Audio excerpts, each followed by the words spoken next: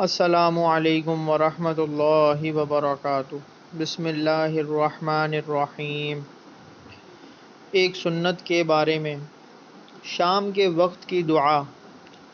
رسول اللہ صلی اللہ علیہ وآلہ وسلم شام کے وقت یہ دعا پڑھتے تھے: امسینا وامسی الملک للہ والحمد کلہ للہ عز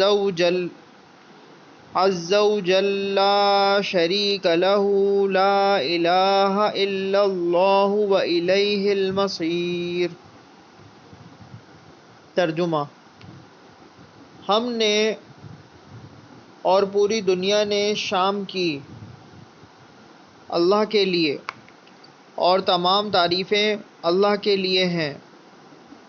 اس کا کوئی شریک نہیں، اللہ کے سوا کوئی معبود نہیں ہے، اور اسی کی طرف لوٹنا ہے۔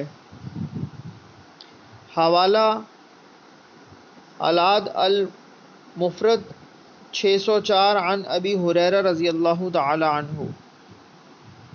دین کی بات پھیلانا صدقہ جاریہ ہے۔ اس کو شیئر کیجئے، لائک کیجئے، سبسکرائب کیجئے۔ جزاک اللہ خیرہ۔